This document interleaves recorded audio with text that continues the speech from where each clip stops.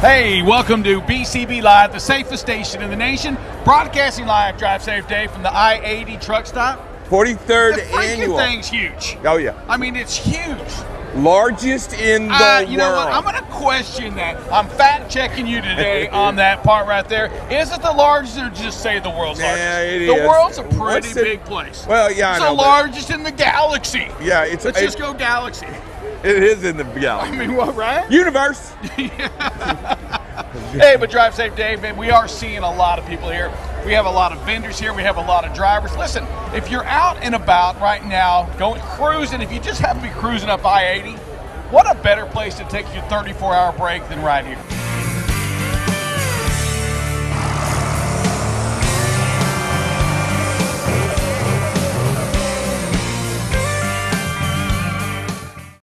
All right, hey, welcome back to BCB Live, the safest station in the nation. We're joined today with the Snow family and Drive Safe Dave. This caught my eye. Number one, I'm scared of the geese. When I'm walking down and I'm out exercising and walking, when you're in Kansas, them little suckers will chase you around. They don't play around. They're mean. I think the Snow family, those a little nicer than that. Drive Safe Dave, I want you to take it over and talk to the Goose family. It's not the Goose family, it's the Snow family. Here we go. Hey, how are y'all doing today? First of all, doing fine. What do y'all think of the show thus far? Walcott Iowa 80 always does a wonderful show. It's second to none. Yeah, it's a lot of fun out here. You having fun? Oh, yes. Have you been to the museum yet? Oh, yeah. Did you get a pork sandwich yet? Yes. All right, that's all. I mean, you got to do a couple of Made things. the circle, haven't we? Fixing to make the circle again on the pork Yeah, chop. I know. Fixing to get another sandwich. Okay, so really what caught our eyes, we walked down, not only the geese that are running around here, but let's talk about what her name is. Okay, the goose behind us, big green goose, is a 1996 Freightliner Classic XL. We bought the truck in 2005, and plain as dirt, but good mechanical. Right. And so that's 17 years of building on her. We just build what we can when we can. Detroit 60? It's got a 60 series. 60 series Yep. in there. 13-speed transmission. There you go. 373 rears. The truck came out originally with 391s as a little bit low geared for what we needed. So we didn't want to go up too far, so we just went 373s. I got you. So I guess there's a couple other quick questions I want to ask you. This studio apartment that you have on the back of this isn't your normal sleeper, is it? No, sir. This truck came out of the factory with a 63-inch able body sleeper. Right. About 10 years ago, we've done everything ourselves to this truck and trailer except paint the tractor and stretch the frame. So about 10 years ago, we found this sleeper in a salvage yard. Okay. It was actually being used for a shed. Yeah. So let's put it on wheels and let's get it on the road. Yeah, it's still a shed, only now it's clean and got her stuff in it, right? So inside, it has maybe a small kitchenette and maybe what has it got, a shower? It's got a shower and bathroom, and it's got a full kitchen, sink, 2-burner cook range, microwave convection oven, and workout gym, movie theater, all that kind of stuff inside of it. Yeah. You know, all the necessary things. Yeah. and then she's a work truck though, Absolutely. Right? She's a work truck. She's not just a show truck. This is our only source of income, and as you can see, I like to eat. I do too. We're on the same plane. And if it ain't running, we ain't eating. So it's running. Yeah. So where do you run? We run the southeast a lot. The South I-10 corridor a lot in the wintertime. We pulled a bull rack till 2012. I got you. And health reasons, we sold out of that. And got tired of pulling the dead ones off, did you? Well, I guess you could put it that way. That's a young man's game. It is. That's a really tough. Yeah, it is. But we ran the north all the time during the winter then. Now in the winter, we go south. We kind of snowbirding. That's what that is, snowbird, right? Yeah, You're kind of moving out of there. It converts into a what do they have down there in Florida? Is it flamingo? Flamingos, yeah. We paint this baby a flamingo, right? Yeah. It turns pink and the legs stretch. Instead of being like her with no legs, they get some legs like me, and that way they can be a flamingo. Well, I tell you what, inside, we're going to show pictures of it, but inside you've done a lot of work inside, right? Yeah. So kind of tell me a little bit about what all you did in here. Okay, the floor was about the first thing we did. My youngest son and I took this floor out and just before Valentine's Day about 14 years ago, and we call that her Valentine's present. That diamond the plate? Diamond plate floor. Diamond plate floor? Yeah. So Happy Valentine's Day, honey. Yeah, You got a diamond plate floor. And she liked it. She liked it. I get you. Okay. No, I like it too. It's pretty Those cool. headlights was her birthday present this last year. Oh.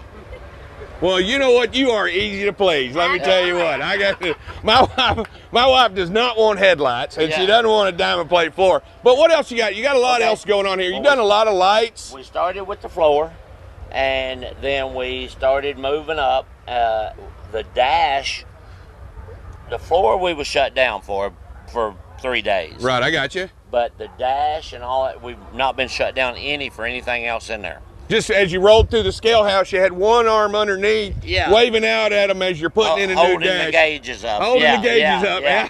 I've been there, done that. So that dash is 54 hours, but not down 1 minute. And I like it. We took one section out at a time. I like it. What'd you say? Had a shipper and receiver. Had a shipper, yeah, like they respected your time, right? I get to jabbering too much, but she knows every aspect of this truck because her hands have done it too. She'll tell people, "Oh, he done this, he done that," but she's fibbing.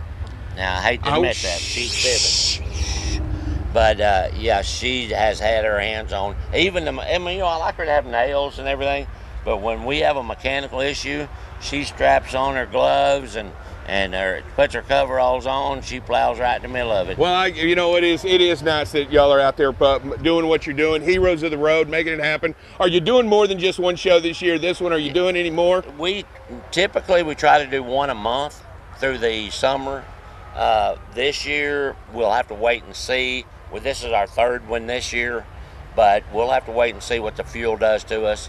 It's not high or nothing, is it? Not high compared to gold. Yeah. But But I'll tell you, and as we talk about that, how has that changed the way you run the price of fuel? Really, I mean, honestly, and I just want to hear it. I mean, how is this affecting not only the owner operator, but the guy out there with his own authority running out there trying to make a living? How has that really impacted what you're doing? Let me put it to you in percentages, because to me that's the easiest way to understand it. When we figure what we can bid on a load, we figure driver wages at 25%. Yep. Fuel at a maximum of 25%, and typically we can run from 18 to 22. That's where we have ran for, say, an average over the last several years. Right. So everything is in percentages. Everything else comes after the 25 and 25. Right now, fuel is running on an average of about 33%. Right. Driver wages are still at 25 when there's enough left to get paid. I get it. But the percentages are way out of whack right now. Right. Because of this high price fuel. When we bid our loads, we're completely independent. We have our own authority. That's what we was sitting there when you walked up. We was looking for a load to book out of here. So we go on the internet and we're looking, but we're having to take into consideration everywhere we go. Everything is up. Tolls are up. The fuel's up. Food's up. Food's up. Yeah, and that's really bad. Yeah, I know, because I'm not missing a meal. Me either. I mean, hey, we got to do what you got to do. And as we talk about that, and let's be sincere about it. Last year, about this time, it was better. Because fuel was down, price was up we out had there. A good year last year. Yeah, it had a great year last year. Yeah. And I think anybody that's getting into it this year and having a big truck payment and having that over your head, it's not going to work as well as if you're substantiated like you are in the business. The people coming in, the used truck market has been crazy. Absolutely. The last year and a half or maybe a little more. Well, those folks that have bought in at, 50% or more? Mark up on those used trucks. I feel for them because even us, as seasoned as we are, we still have certain bills. We just put a new engine in. Absolutely. $40,000, so we've got payments on that. Right. We've got house payments. As the way we feel and feel like we're struggling, I can only feel sorry for those folks because they came in on a real high market. Right.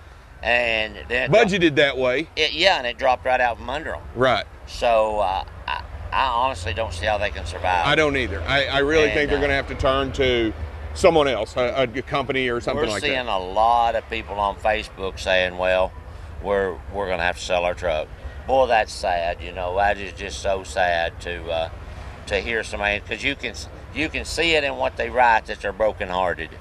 And a lot of people have worked for years and years to get to that point where they could step out on their own and go for that American dream, right? Unfortunately, a lot of times the difference between success and failure is timing.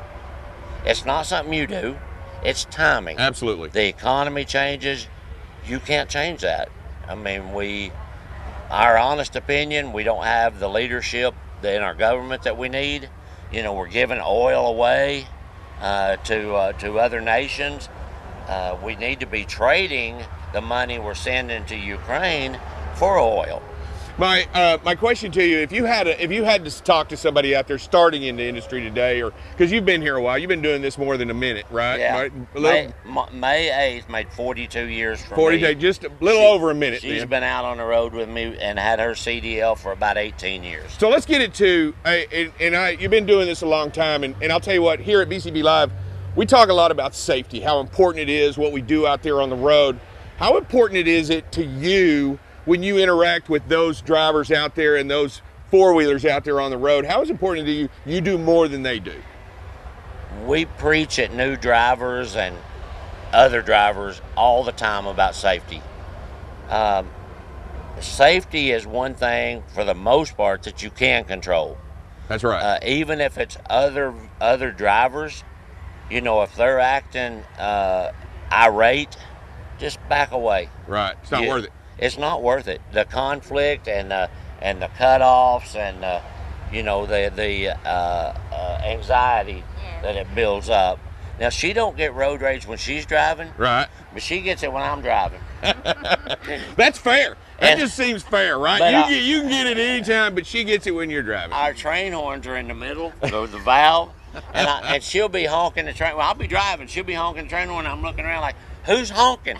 She's like, I done that. I'm like, oh, you scared me. I thought somebody's gonna run over us or something, So let me ask you a question. So you basically have your apartment on wheels, right? Right. How important is it to you, now that you've had that and you get to be out there on that it really allows you to relax, right, and rest better, I think, than most, right? It does, right? Yes, you can go. I mean, as soon as you get off work, you can go home, like you're going home, right? Shower, eat. Home, right? Yeah, we make a joke, like if we see a Love's or something coming up, we know we're going to stop there for the night. I'll say, hey, we're home for the night, you know.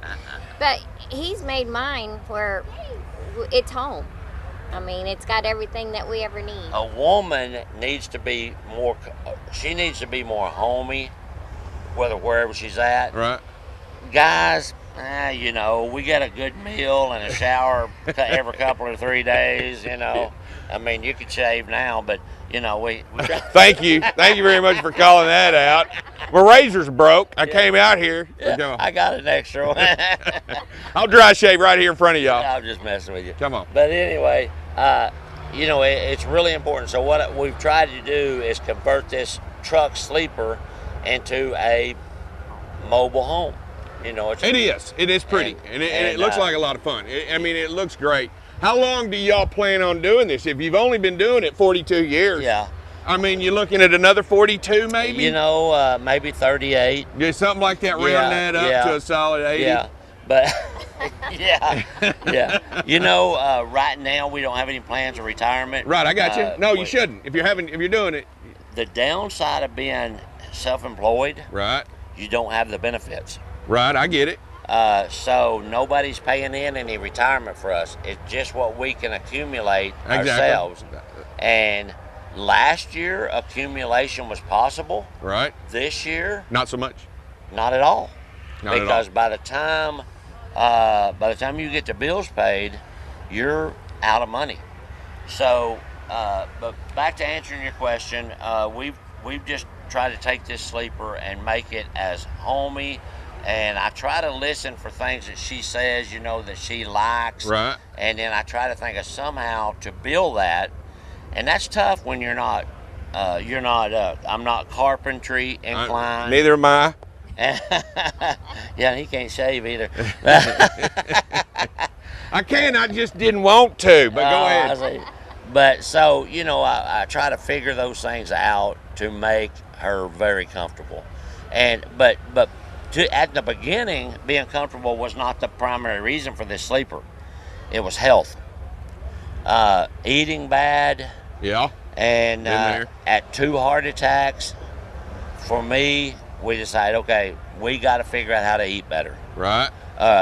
Not less, just healthier. Healthier. So we have a full kitchen. Nice. And she can actually cook a meal. Right. We have a barbecue grill in this toolbox behind me. That's what I'm talking about. Yeah. Green, it matches the truck. Is it a green grill? Green, yeah. Of course it is. Of course. What could you expect, right? But green's not y'all's favorite color, is it? it was not hers, but I like to think it's grown on her. We was going to go blue. This truck was teal when we bought it. Oh, nice. I like teal. This, I like green too. This nice. was a faded teal. Uh-huh. And I mean, it was probably the original paint. Right. And it didn't look very good. So we said, okay, what color are we going to go? First we thought we'd go blue. Right. But there's so many blue trucks. Right. My favorite color's always been green. So I told her, I said, how would you feel about going green? She's like, well, I'm with you, whatever you decide, That's kind of a tricky cool. That's kind of that's yeah. I get how that works. So we got the hood tore off in Oklahoma City. We was in a truck stop getting a bite to eat. And so when we got a new hood, we went ahead and had it painted this color green. We looked and looked and looked for this color green. And so we had it painted. So the rest of the truck was teal with that green hood. That made her like that green a lot better because it was compared to that teal. So she's like, I'm liking that green pretty good. So we went ahead and got the rest of the truck. And Phyllis, as we continue to talk about what's going on in the country, we talk about that. I'll tell you what, we've seen a huge increase in women in trucking, right? Right. Across the country. I think one of the things that I'd like to ask you about is that truly one of the drawbacks of what women had in the beginning of getting into trucking was safety, right? They wanted to feel safe. How important it is that you feel safe out there running the road, being out there on the road? I think it's very important, mostly if they're by themselves. I have a big guy here to take care of me, but a trucking buddy. But the other ones, we have our license, conceal and carry license. I got you. If you don't feel comfortable with a gun, then get you a taser or something. Or take a class, to learn how to protect yourself. And I just want you to know, as we talk about it as an example, you're not big. I mean, you're not a big person. No. I mean, I'm big, and you're big, but you're really not a big person. But you aren't intimidated by these things. No. Not at all. You run this thing, right? Right. This is yours, and you manage it, and you move it down the road with all ease. You back it up yourself. You unhook it. You do whatever, right? Right. Whatever's necessary. It is impressive, and I want how comfortable do you feel around the big rigs now? I feel more comfortable. I mean, it's mine. I get out and talk to other drivers. Before they wouldn't talk to me because I was a woman. They thought I was a hooker, but now they're accepting the women in this. We need them, don't we? Right, we do. We need them. We need talent. We need smarts. We need all of that, and that's all inclusive. And women takes more pride in the job they do because they're trying to prove themselves. Yeah, it's a shame that they have to try to prove themselves, right? But I think as an industry, we've come and we've turned a corner a little bit on accepting them who they are and what they can do. Right. Because I can tell you right now, I walk out here in this trucks and I walk up and down. There's women out here with some beautiful trucks out here, and you know what? They are just as proud and just running up and down the road as they are. If you had to make the women coming into the industry, what's the best advice you could give them today? Come in and do proud.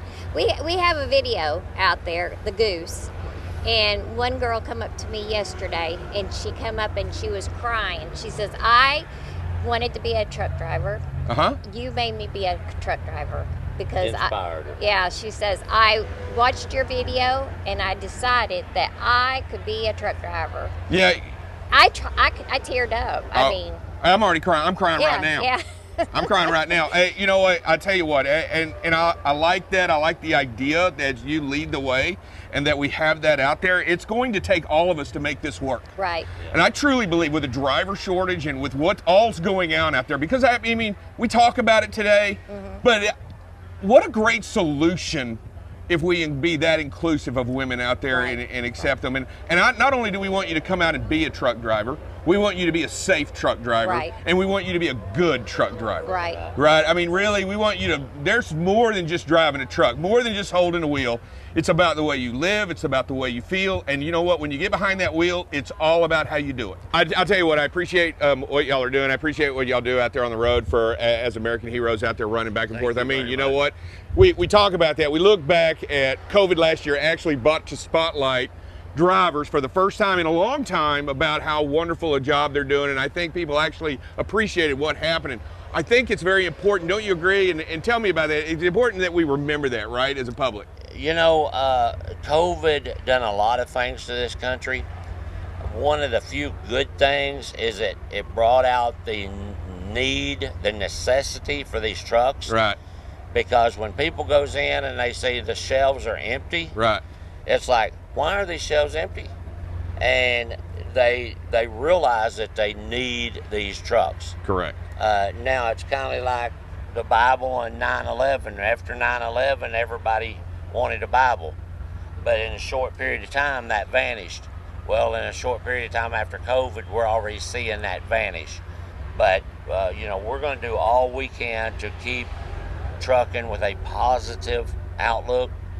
We love it when these kids come by and, you know, I'm going to be a trucker, you know, and that really means a lot to us. But COVID done a lot of good things for the country. I mean, it done some hindrances. I agree. I mean, there was a lot, but we learned some valuable lessons, right? And I think one of those valuable lessons is the importance of respecting what we have on the shelf, right? Because we took that for granted. Yeah. I mean, we all did, right? I mean, each and every one of us walked in the grocery store and expected those shelves to be full. And for the first time in history that we've truly seen in our generation, those shelves weren't full. Those people are looking down, seeing a truck come in the driveway and say, hey, we're going to get something today. It's like Christmas, you know. You know, and I think it's taught us a valuable lesson. Well, look, I appreciate you guys. I appreciate your truck. I appreciate y'all coming to the truck show, and we're glad that you're here. One thing before we go, I'm going to ask you to state your name, who you're with, Snow Trucking, and that you're watching BCB Live, the safest station in the nation. Can you do that for me?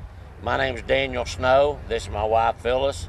We own the Goose sitting here behind you, a 1996 Freightliner Classic XL. We're very proud to be live on BCB at the Walcott Iowa 80 Jamboree. Hey, welcome back to BCB Live, the safest station in the nation. Drive Safe Dave, we have Danny and we have Lawless. Lawless right behind me, and I'm telling you, this is a truck I had to get my friends to walk by. I was a little scared, a little intimidated by the truck. Lawless, talk to us about the truck, Danny. Okay, it's 1993 Peterbilt. Hood has been extended about 24 inches. It's been built for about 7 years now. It's won about 140 shows, holds the world title for Rat Rod Build-Off in Louisville, Kentucky. We drive it everywhere, we work it every day. So this is not a trailer queen. We do a lot with it. We do a lot of benefits for the Army and Marines and stuff like that. Oh, that's great. All right, so first of all, I can kind of see why, but where'd you come up with the name Lawless for this beauty?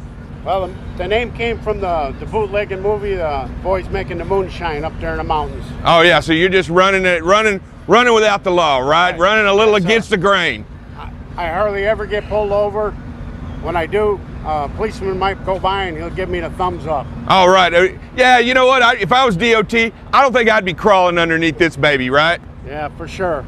I mean, we pull in the scales and they just wave me on, you know, so they just think it's a show truck, but she's not a show truck, she works. We work it a lot. Yeah. So and you mentioned all these shows that you've been going to right around the country. What's going up forward? You looking at something else coming here in the near future?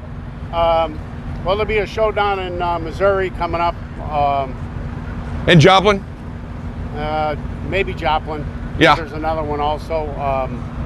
We got one tonight we're doing back in the south side of Chicago.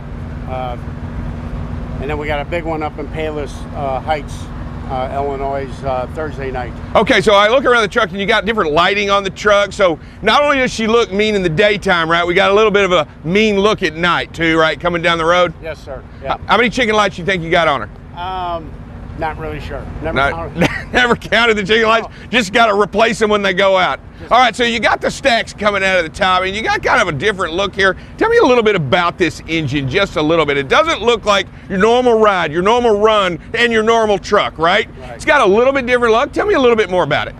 The 12.7 Detroit Series 60. Computer set at 945 on the horsepower. The blowers make about another 150. It cranks out about 1,100 horsepower.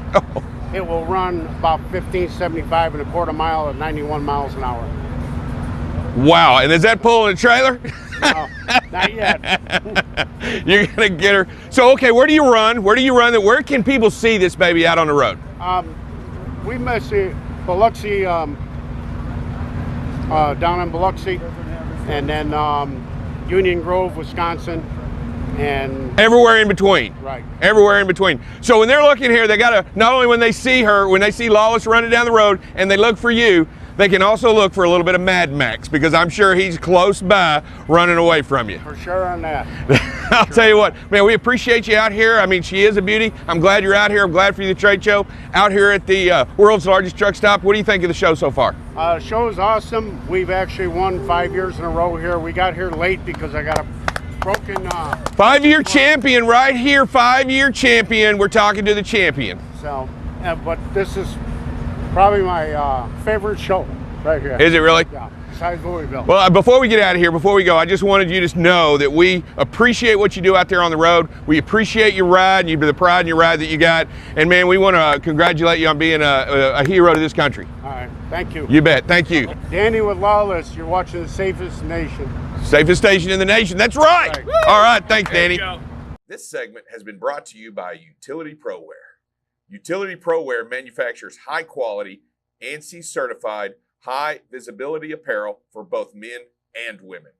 Infused with the Teflon fabric protector, Utility ProWear gives you the added benefit of providing a barrier to liquids, dirt, and grime, keeping you cleaner longer, brighter longer, and therefore safer longer.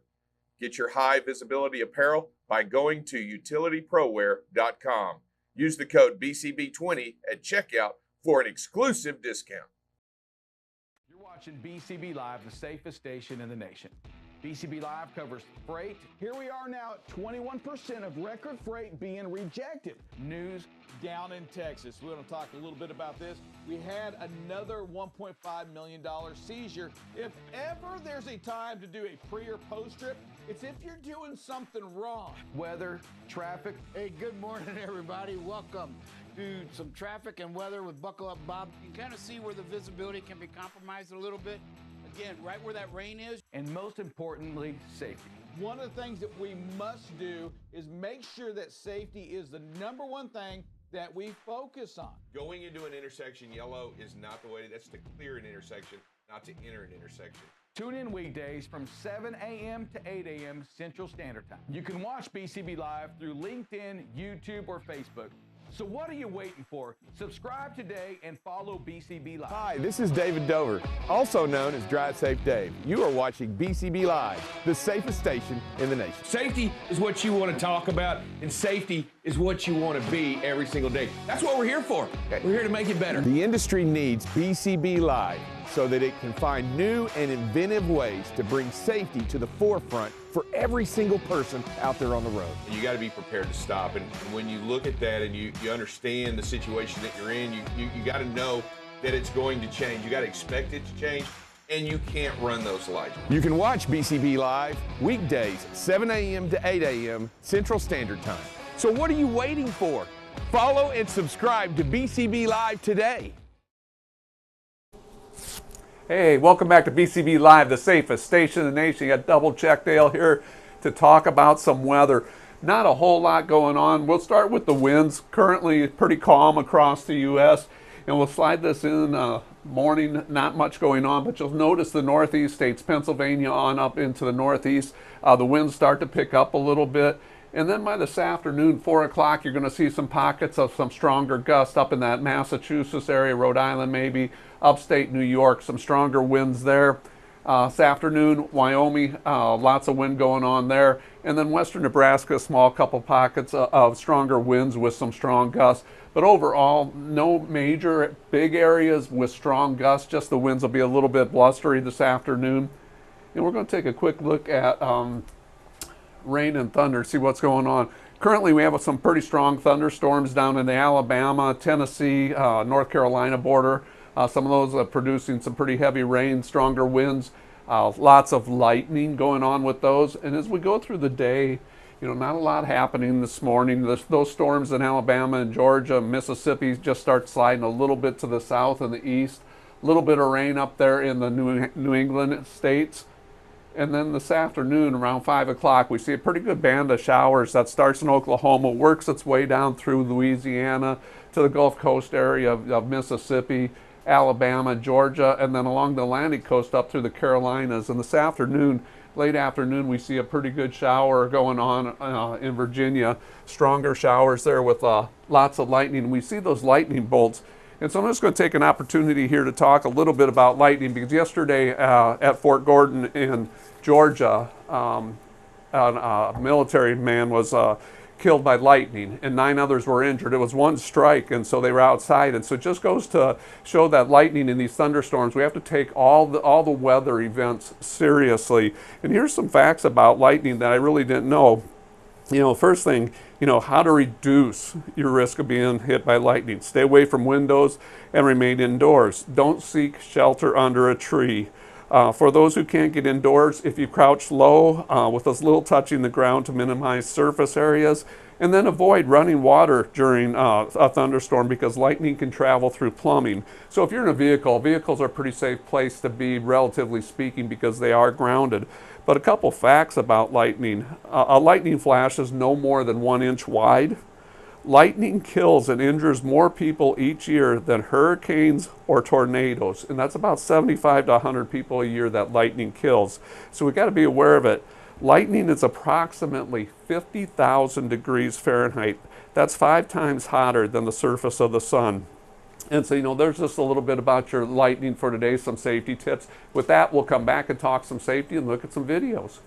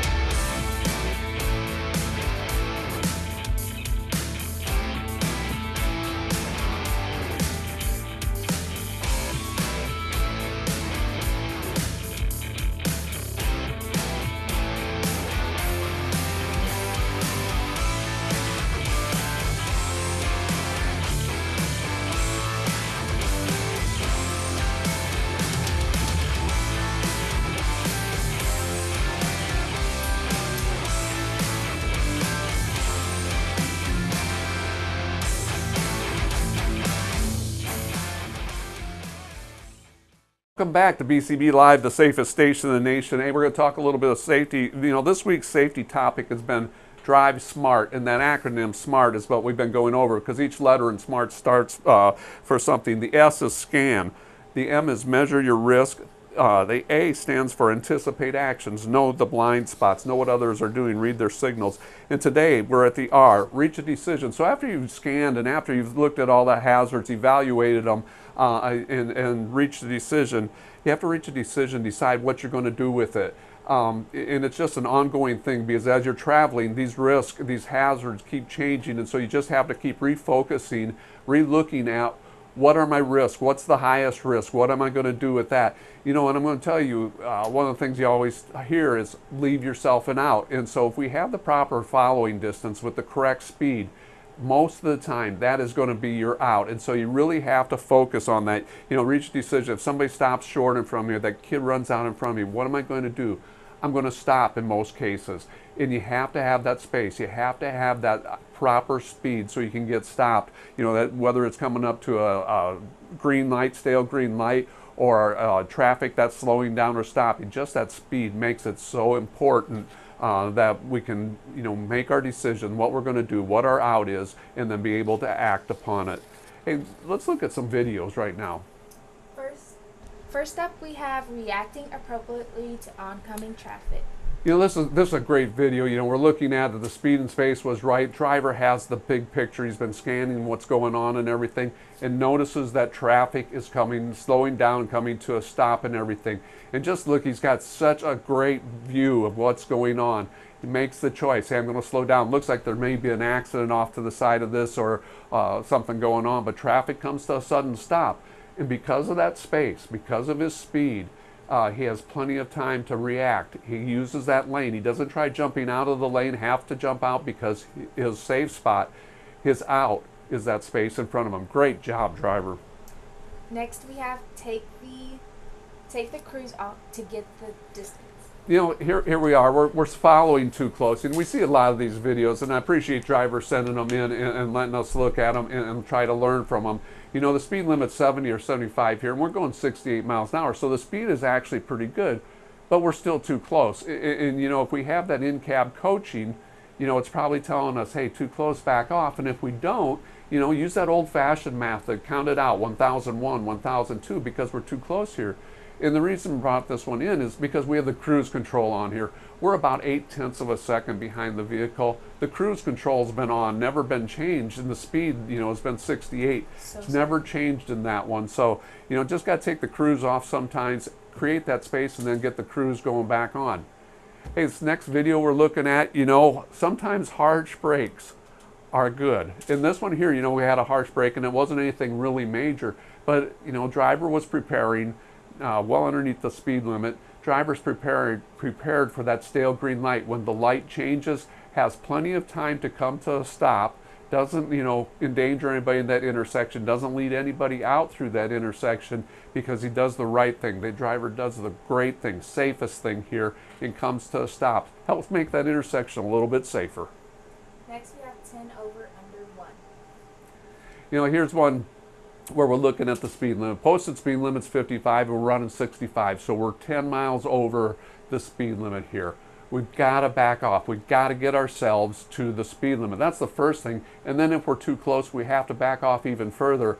And so I said, you know, we're about 10 over when the video starts, and we're a second or less on the following distance. Actually closes up a little bit, gets as low as 6 seconds, or 0.6 of a second, less than a second to react. If this car, you know, something happens to this car right in front of this driver, we do not have adequate stopping distance, space between them at 0.6 of a second or less than a second.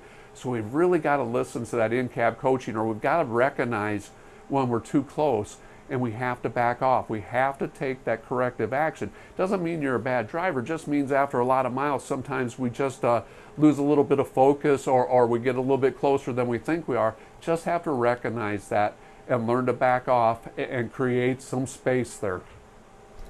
Next, we have don't lose focus. You know, there's a lot going on in this one, and again, here's another video to where driver has a big picture, has plenty of space, is realizing what's going on around him. We have a merge point, so you have a lot going on. You have to scan that whole area. What are my risks? What are my hazards? Keep your eyes moving, and driver does that.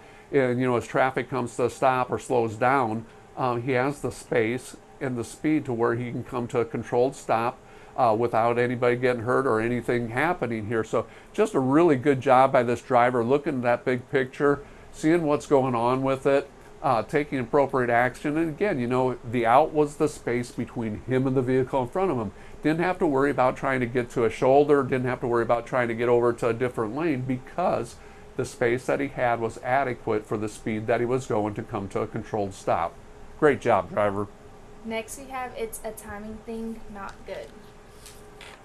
You know, here we are, we're too close, and we have to recognize that. Again, you know, the biggest thing is regardless of the speed, we're about 4 or 5 miles underneath the speed limit here. We're following, and it's kind of a timing thing, you know, where we're thinking, well, we're going to get up as close as we can, and then we're going to jump over and make that pass. Well, when we do that, we go from tailgating in one lane to tailgating in the other. We just have to make sure we have that proper distance, learn to back off a little bit, keep the space there, and so we don't do it, and so we have that out. Because as you look, when we start this pass, we have guardrails to both sides of us, and so we really don't have any out other than the distance between us and the vehicle ahead. And it's not adequate for a quick stop if something were to happen, truck blows a tire or anything like that. Just have to create that space, have to recognize it. And I get it, you know, we time our passes. We always think, well, we just got to get out. We don't want to lose speed. But we still want to be able to do it the safest way. We want to have that adequate space when we pull over to make that pass. Next, we have reacting appropriately to an accident. Can you start? Is this the beginning of the? Yeah, here we go from the beginning of it. This is something that one of our drivers caught on film the other day, and it's just scary. And there's so many things to take a look at. What we did, what's going right, what we're doing wrong. And the driver of this vehicle is doing everything right. You know, we've got the speed way down. We have adequate space. We're seeing that big picture. We know we're coming to a congested area, a merge point, and so the driver really backs off. And what happens here is, you know, can you go ahead and just start it over again? As we watch, you know, we see this motorcycle coming over from a lane, and he actually comes over across a solid white line, gets someplace. The driver of this pickup pulling this trailer, you know, is distracted or not paying attention or didn't see that motorcycle coming along, partially because, maybe because, you know, he thought, well, I'm going past a solid white line, nobody should change. But as we notice, and when it comes to a halt, two people get out of the pickup. So was he talking? Did he get distracted talking to his passenger? Just, you know, how quickly did this happen? Just a loss of focus for a second or less is part of what happened here. Other things to notice about this, you know, I was talking to the driver about it, did a great job. You know, he saw that what was happening. As soon as it happened, put his four-ways on, stopped to block traffic around it, got close enough so that, you know, somebody doesn't come try zipping around and get in front of him. Called 911, you know, called the emergency right away, you know, and they reminded him and said, hey, don't move that person, wait for ambulance and the police to get there. Don't move that person because you don't know, you know, what the injuries are, so you don't want to compound it. You know, other things that I noticed when I look at it, although the driver of the truck in this one does a great job, like I said, slowing up, getting his four-way flashers on and everything, let's notice after traffic comes to a stop, this white pickup that pulls over to the side there does not put his four-way flashers on. The pickup that, you know, the pickup and trailer that's ahead of the motorcycle that hit him does not put their four-way flashers on. Folks, we have to communicate with others. We have to let them know, hey, something's going on. We have to do more to get their attention, to make sure that they're aware that something is going on. We're in a situation that, hey, means we may have to slow down, we may have to stop, that we can't get through here. And so, you know, you get in a situation like this, put your four-way flashers on, slow down, you know, and luckily traffic comes to a complete stop and is held up here, and that's the right thing. But, you know, as we watch this video, it just goes to show how quickly everything happens. I mean, from the time that motorcycle crosses over into this lane into where he gets hit, it's probably less than 5 seconds. I mean, it just happens so quick. We can't lose our focus. We have to understand what it means when we lose our focus, and we have to be aware of our situation, you know, what's going on around us, because, you know, probably really didn't expect that motorcycle to be over in that lane, obviously, because he didn't see him. Was it because, like I said, he's distracted or didn't check his blind spot? Was that motorcycle in an area where, you know, really wasn't readily visible in the mirrors? And so you have your mirror set properly. A lot to learn from this video, a lot of good stuff going on from it, but like I said, we can definitely learn and definitely see, you know, distractions. When we get distracted, when we don't have that big picture, when we don't see everything around us, bad things can happen, and they happen really, really quickly here. You know, I will say that later on in this, the cyclist was able to get up and move. They did take him in an ambulance, but, you know, so glad to see that he wasn't seriously injured there. But again, drivers, motorcycles, be aware of them. Bicyclists, I know you won't see bicyclists out here. Pedestrians, I mean, just things that you don't see every day, aren't as common as the four-wheelers, as the big trucks. Have to be aware of, have to be thinking of them. And so we know what's going on around us, and paying attention to, you know, the big picture, keeping track of all the traffic around us. Any callers this morning? Okay. Well, with that then, hey, I want to thank everybody for tuning in to BCB Live this morning, the safest station in the nation on this thankful Thursday. And I am thankful for all the professionals out there in the transportation industry, whether it be the drivers, the dispatchers, the safety folks, the planners, the brokers. They all make this work. And so I am so thankful to have them all on our side. Have a great day, and we will talk to you tomorrow.